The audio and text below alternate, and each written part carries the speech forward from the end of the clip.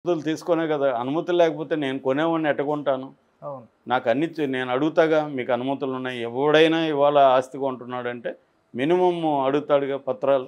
అన్నీ ఓకే. చూపించినాకనే కొంటాడుగా. హ్మ్. నిజానికి అనుమతులు మరి మీ గవర్నమెంట్లు ఎవరైనా సరే, పార్టీలు ఎవరైనా గవర్నమెంట్ అయితే ఒకటే కదా! గవర్నమెంట్ దగ్గర నుంచి మేము అనుమతులు తీసుకొని కడితే ఇప్పుడొచ్చి నువ్వు ఇది ఎఫ్టీఎల్, బఫర్ జోన్ అని కొట్టేస్తే మమ్మల్ని ఎందుకు కొడుతున్నావు? పెద్దవాళ్ళ జోలికి ఎందుకు పోవట్లేదు? అని ఇవాళ ప్రశ్నలు పెరిగాయి. ఓకే. అదే ముందుగా అంటే వీళ్ళు ఒక ప్రయారిటీ లిస్టు అంటే మేము ఫస్టు ఈ చెరువులు కొడుతున్నాం, లేకపోతే ఈ పెద్దవాళ్ళకే వెళ్తున్నాం. ఇట్లాంటిది ఏం లేకుండా ర్యాండమ్‌గా వెళ్ళిపోయి చేయడం అనేది హైడ్రా మీద వ్యతిరేకత ప్రజల్లో బలంగా పెరిగింది. హ్మ్. రెండవది మూసీ ప్రాజెక్టు. మూసీ ప్రాజెక్టు అనేది హైడ్రాకి సంబంధం లేదు. ఓకే. కానీ చాలామంది హైడ్రాకి అది కూడా లింక్ పెట్టేశారు. అది రేవంత్ రెడ్డి ప్రభుత్వానికి ఈ 2 దీనివల్ల కొంత వ్యతిరేకత అయితే వచ్చింది. హ్మ్. ఆశయం మంచిదే. ఏంది హైదరాబాద్‌లో చెరువులు, లేకపోతే కాలువలు, డ్రైనేజీ మొత్తం ఆక్యుపై చేసుకొని కట్టేసుకున్నారు. దానివల్ల కొద్దిగా వర్షం పడినా కూడా హైదరాబాద్ గందరగోళ పరిస్థితిగా ఇది హైదరాబాద్‌కే కాదు ఇండియాలో అన్ని సిటీలు ఇదే పరిస్థితి. సో, అర్బనైజేషన్‌లో ఉండే ప్రాబ్లమ్స్ ఇవి. హ్మ్. అట్లాగే మనకు అవినీతి వల్ల కూడా ఇవన్నీ జరుగుతుంటాయి. రెండోది అధికారంలో ఉన్న పార్టీలు ఎప్పటికప్పుడు వాళ్ళ కాంట్రాక్టులు, వాళ్ళ బిల్డర్సు, వాళ్ళు ఆక్యుపై చేసుకునేయడం అనేది జరుగుతుంది. ఓకే. ఎప్పటినుంచో జరుగుతుంది. నేను బెంగుళూరులో 97లో 3 ఏళ్ళు ఉన్నాను. మా ఫ్రెండ్ బిల్డర్ ఉండేవాళ్ళు. అప్పుడు నేను దగ్గరగా చూశాను. అక్కడ డబ్బు ఇస్తే పని కాని పని ఏదీ లేదు. హ్మ్. డబ్బిస్తే నువ్వు ఎంతన్నా డీవియేషన్ చేసుకోవచ్చు. నీకు 3 ఫ్లోర్‌లు ఇస్తే 4 ఫ్లోర్‌లు ఏసుకోవచ్చు. హ్మ్. అట్లాంటివి జరిగాయి. ఎందుకంటే రియల్ ఎస్టేటు విపరీతంగా పెరగడంతో ఇవన్నీ చోటు చేసుకున్నాయి. విపరీతమైన మనీ ఉంటది. సో, అది జరిగిపోయింది. ఇప్పుడు దాన్ని క్లీన్ చేయడానికి ఓన్లీ పేదల్ని, మధ్యతరగతి వాళ్ళనే బాధ్యులను చేసి, అధికారులు ఇచ్చిన అధికారులు లంచాలు తీసుకుని వాళ్ళేమో బాగున్నారు. బిల్డర్లేమో బాగున్నారు. దాన్ని జీవితాంతం కష్టాలు పడి, లోన్‌లు పెట్టుకొని, లైఫ్ లాంగు అనేక ఇతర కోరికలు మానుకొని, దానికోసం ఒక చిన్న ఇల్లు సంపాదించుకుంటే, ఒక చిన్న ఇల్లు కట్టుకుంటే, వాళ్ళని పోయి కూల్చేస్తే, వాళ్ళ మొత్తం జీవితమే ఒక 20, 30 ఏళ్ళ లైఫ్ ఇన్వెస్ట్‌మెంట్ అది. హ్మ్. డబ్బులే కాకుండా వాళ్ళ టైము, వాళ్ళ కోరికలు, వాళ్ళ జీవితం. అదంతా కూలిపోతుంది కదా! ఓకే. సో, ఇది చాలా తీవ్ర వ్యతిరేకత దారితీసే పరిస్థితి ఆల్రెడీ ఏర్పడింది. హ్మ్. సో, ఇప్పుడు అందుకనే సైలెంట్ అయ్యారనుకుంటే మళ్ళీ రంగనాథ్ స్టేట్మెంట్ ఇచ్చాడు. ఈ నేపథ్యంలో సెప్టెంబర్ 30న కాజాగూడలో కొన్ని ఇళ్ళు కూలగొట్టారు. వాళ్ళు కోర్టుకెళ్లారు. కోర్టుకెళ్ళినప్పుడు జస్టిస్ లక్ష్మణ్ దగ్గరికి ఈ కేసు వెళ్ళింది. ఆయన పరిశీలించి చాలా తీవ్రమైన వ్యాఖ్యలు చేశాడు. ఈ రంగనాథ్‌ని అరెస్ట్ చేస్తాను. చెర్లపల్లి జైలుకి పంపిస్తే తెలుస్తుంది మీకు. ఏమనుకుంటున్నారు మీరు? అసలు మీరు మీరు ఎలా నిర్ణయిస్తున్నారు? క్రైటీరియా ఏంటి? క్రైటీరియా తీసుకురండి.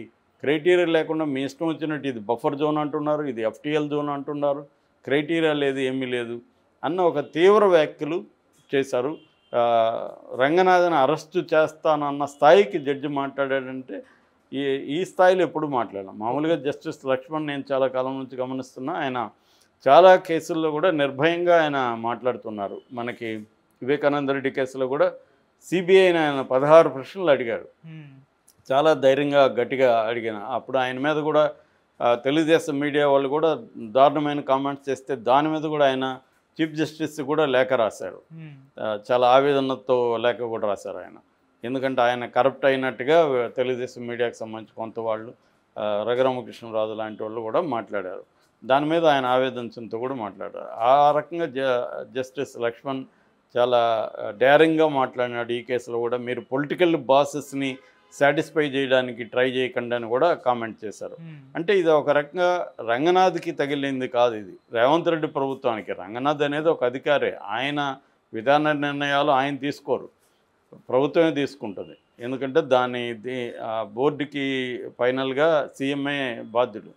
కాబట్టి రేవంత్ రెడ్డి ప్రభుత్వాన్ని అన్నట్టుగా ఇక్కడ మనం అర్థం చేసుకోవాలి. అంటే వీళ్ళేదో ఆశయం మంచిదే కావచ్చు కానీ దాని ఆచరణ కూడా జాగ్రత్తగా ఉండాలి. ముఖ్యంగా ఏదైనా ఒక ప్రజల కోసమే రేవంత్ రెడ్డి చేస్తుండొచ్చు కానీ మళ్ళీ ఆ ప్రజలకు వ్యతిరేకంగా చేయకూడదు. ప్రజల కోసం చేయాల్సిన దాంట్లో కూడా ప్రజల్ని ఇన్వాల్వ్ చేసుకోవాలి. వాళ్ళ కాంపెన్సేషన్ ఏంటి? వాళ్ళకి మరి పర్మిషన్లు ఎందుకు ఇచ్చారు గతంలో? ఇచ్చిన వాళ్ళ మీద మరి మీరేం చర్యలు తీసుకుంటున్నారు? బిల్డర్స్ అంతా బాగానే ఉన్నారు అమ్మేసుకున్నోళ్ళు. వాళ్ళు డబ్బులు తీసుకొని వెళ్ళిపోయారు, వీళ్ళ పరిస్థితి ఏంటి? ఈ దాంతో ఆల్రెడీ ఒక ఆవిడ ఆత్మహత్య కూడా చేసుకుంది. తను ఇల్లు కట్టుకొని కూతుర్లకి ఇద్దామని ఆ ఇల్లు అనుకుని ఉంటే, ఆ ఇల్లుని కూలగొట్టేసరికి ఆమె సర్వస్వం కోల్పోయినట్టుగా ఆమె ఆత్మహత్య చేసుకున్న సంఘటనలు మనం చూసాం.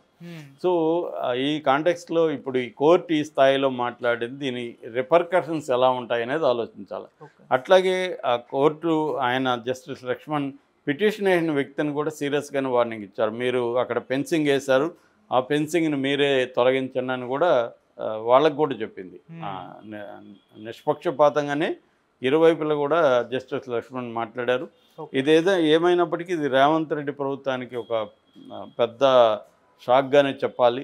ఎందుకంటే దూకుడుగా ముందుకెళ్తామని రంగనాథ్ అనౌన్స్ చేసినప్పుడు రేపు రంగనాథ్ కూడా దూకుడుకి వెళ్ళలేడు కదా. రంగనాథ్ని చర్లపల్లి జైలుకి పంపిస్తానని హైకోర్టు జడ్జి చెప్తుంటే రంగనాథ్ దూకుడికి ఎలా వెళ్ళగలుగుతాడు? అసలు బేసే ఏంటి? మీరు ఎలా నిర్ణయిస్తున్నారు? బఫర్ జోన్ పరిధి నిర్ణయం చేయడానికి మీ దగ్గర ఉన్న ఇదేంటి, క్రైటీరియా ఏంటి?